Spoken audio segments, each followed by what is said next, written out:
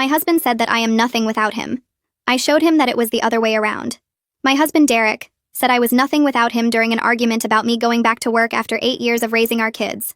He said I'd been out of the workforce too long, nobody would hire someone with my gap in employment, and I should be grateful he made enough money that I could stay home and play house. He actually said playhouse about raising his 3 children, managing his household, and handling every aspect of his life outside the office. He said, without his salary, his connections, his status, I'd be some nobody with no skills trying to get a minimum wage job. He said I should thank him daily for the life he gave me, because I'd contributed nothing of value to our marriage except birthing his children, which any woman could do. I asked if he really believed I was nothing without him, and he said it was just facts, that I'd been living off his success for nearly a decade and wouldn't survive a week without his support. He said the house was in his name, the cars were in his name, the bank accounts were his, and I existed because he allowed it. That night, I started planning his education. Derek was an executive at a consulting firm and constantly bragged about his presentations, his client relationships, and his ability to close deals. What he never mentioned was that I wrote every presentation he'd given for the last 8 years. I edited every email to important clients. I planned every business dinner at our home.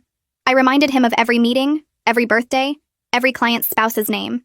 I packed his bags for trips with the right clothes for each event. I made sure he had backup phone chargers, the right adapters, and printouts of everything because he couldn't work his laptop properly. I sent gift baskets to clients' families when appropriate. I tracked his expenses and filed his reports because numbers confused him. I even logged into his work system at night to submit things he'd forgotten.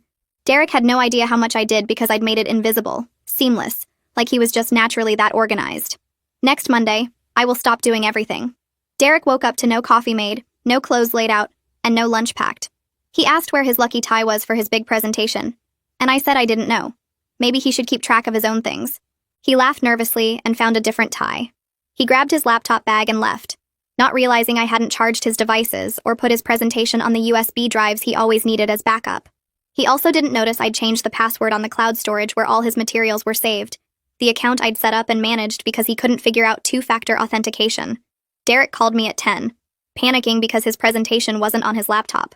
I said that sounded like his problem to solve. He asked for the backup USB, and I said I didn't know what he was talking about.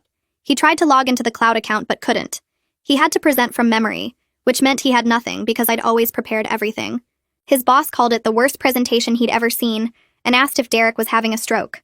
The client walked out halfway through. That evening, Derek came home demanding to know what I'd done. I said I'd done nothing, which was exactly what he said I was, so it shouldn't matter. He said I was sabotaging him, and I said, how could nothing sabotage something?